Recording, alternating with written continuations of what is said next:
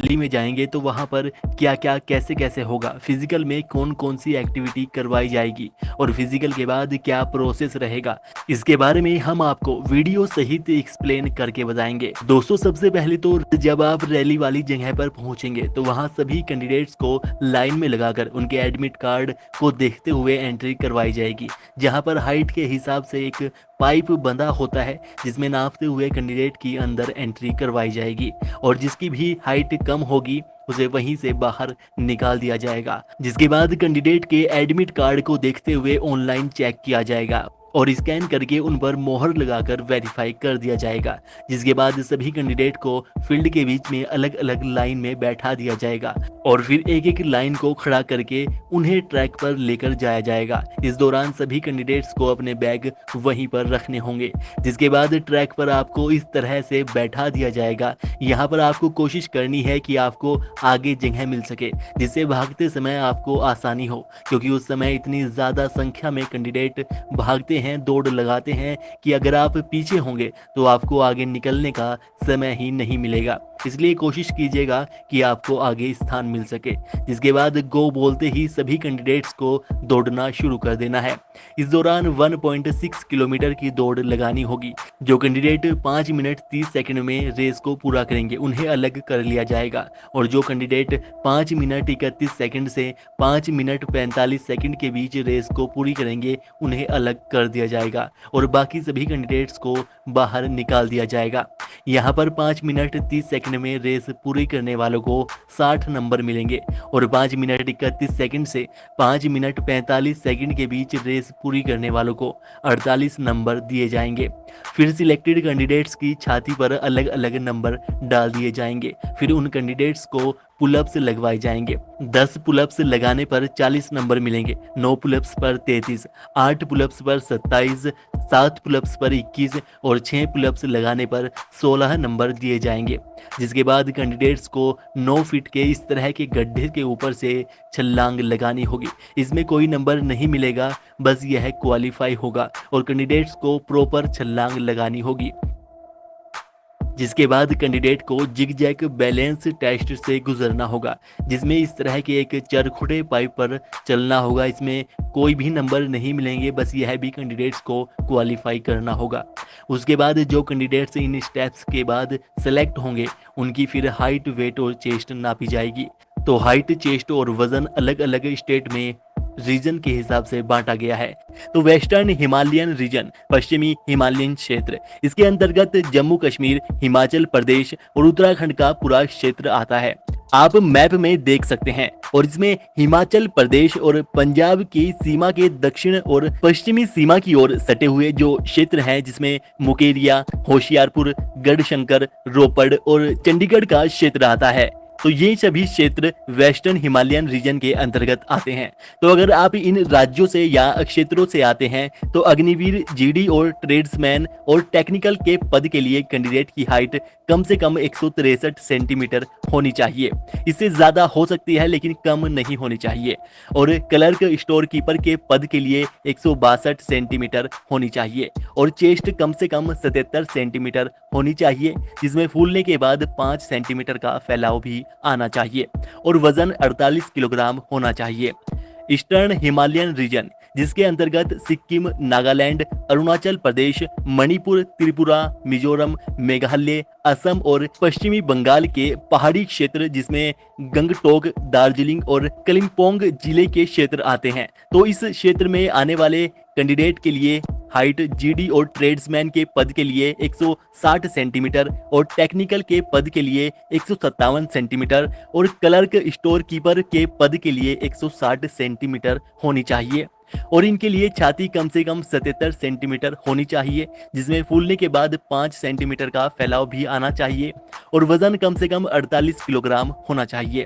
Western planes reason, जिसमें पंजाब, हरियाणा, चंडीगढ़, दिल्ली, राजस्थान और पश्चिमी उत्तर प्रदेश का मेरठ और आगरा डिवीजन के क्षेत्र आते हैं। तो मेरठ डिवीजन में 6 जिले बागपत, बुलंदशहर, गौतम बुद्ध नगर, गाजियाबाद, हापुड़ और मेरठ आते हैं और आगरा डिवीजन में आगरा, फिरोजाबाद, मैनपुरी और मथुरा जिले आते हैं। तो इन सभी क्षेत्रों से आने वाले कैंडिडेट की हाइट जीडी और ट्रेड्समैन और टेक्निकल के लिए 170 सेंटीमीटर और क्लर्क और स्टोर कीपर के पद के लिए 162 सेंटीमीटर होनी चाहिए। इन कैंडिडेट्स के लिए छाती कम से कम 77 सेंटीमीटर होनी चाहिए, जिसमें 5 सेंटीमीटर का फैलाव भी आना चाहिए और वजन कम से कम 50 किलोग्राम होना चाहिए।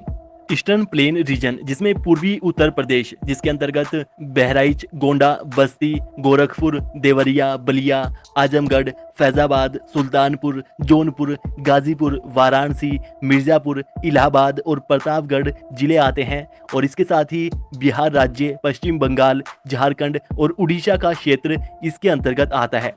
तो इन राज्यों और जिलों से आने वाले कैंडिडेट के लिए हाइट जीडी ट्रेड्समैन और टेक्निकल के पद के लिए 169 सेंटीमीटर, क्लर्क और स्टोर कीपर के पद के लिए 162 सेंटीमीटर होनी चाहिए और छाती वही कम से कम 77 सेंटीमीटर होनी चाहिए, जिसमें फूलने के बाद 5 सेंटीमीटर का फैलाव आना चाहिए और वजन 50 किलोग्राम होना चाहिए।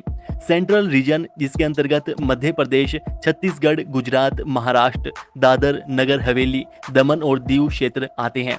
इन क्षेत्रों से आने वाले कैंडिडेट की हाइट जीडी और ट्रेड्समैन के पद के लिए 168 सेंटीमीटर, टेक्निकल के पद के लिए 167 सेंटीमीटर और क्लर्क और स्टोर कीपर के पद के लिए 162 सेंटीमीटर होनी चाहिए और छाती वही कम से कम 77 सेंटीमीटर होनी चाहिए, जिसमें फूलने के बाद 5 सेंटीमीटर का फैलाव भी आना चाहिए और वजन 50 किलोग्राम होना चाहिए। साउथर्न रीजन, जिसमें आंध्र प्रदेश, कर्नाटक, तमिलनाडु, केरल, गोवा और पुडुचेरी के क्षेत्र आते हैं, तो वहां से आने वाले कैंडिडेट की हाइट जीडी और ट्रेड्समैन के पद के लिए 166 सेंटीमीटर, टेक्निकल के लिए 165 सेंटीमीटर, क्लर्क और स्टोर कीपर के पद के लिए 162 सेंटीमीटर होनी चाहिए और छाती वही कम से कम 77 सेंटीमीटर होनी चाहिए, जिसमें फूलने के बाद 5 सेंटीमीटर का फैलाव भी आना चाहिए और वजन 50 किलोग्राम के लगभग होना चाहिए।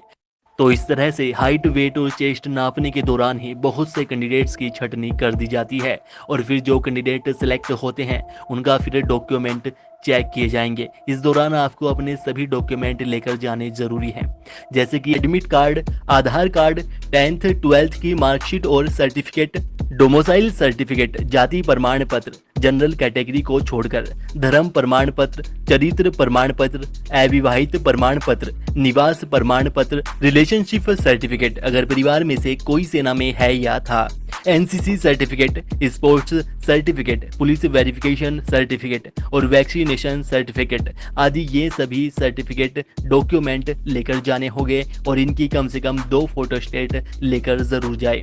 जिसके बाद सिलेक्टेड कैंडिडेट का मेडिकल होगा। मेडिकल में भी अलग अलग तरह के टेस्ट लिए जाएंगे। सबसे पहले तो कैंडिडेट की हाइट, वेट और चेस्ट नापी जाएंगी।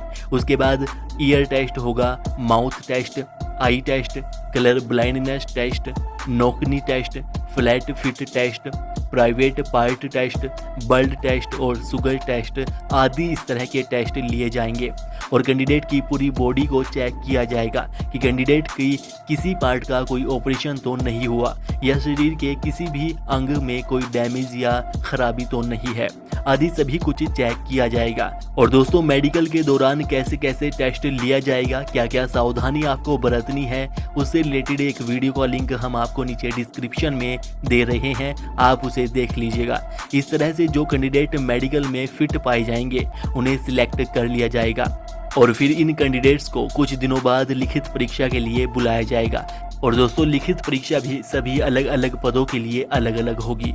जैसे अग्निवीर जीडी के लिए जनरल नॉलेज के 30 नंबर के 15 प्रश्न पूछे जाएंगे, जनरल साइंस के 40 नंबर के 20 प्रश्न पूछे जाएंगे, मैथ के 20 नंबर के 10 प्रश्न पूछे जाएंगे और लॉजिकल रीजनिंग के 10 नंबर के 5 प्रश्न पूछे जाएंगे। तो इस तरह अग्निवीर जीडी के एग्जाम में 100 नंबर के 50 प्रश्न आएंगे, जिसमें पास होने के लिए कैंडिडेट को कम से कम 35 नंबर लाने होंगे। और अग्निवीर टेक्निकल के एग्जाम में जनरल नॉलेज के 20 नंबर के 10 प्रश्न आएंगे, मैथमेटिक्स के भी 30 नंबर के 15 प्रश्न, फिजिक्स के 30 नंबर के 15 प्रश्न और केमिस्ट्री के भी 20 नंबर के 10 प्रश्न पूछे जाएंगे। और इस तरह इस एग्जाम में भी 100 नंबर के 50 प्रश्न पूछे जाएंगे, जिसमें पास होने के लिए कैंडिडेट को कम से कम 40 नंबर लाने होंगे।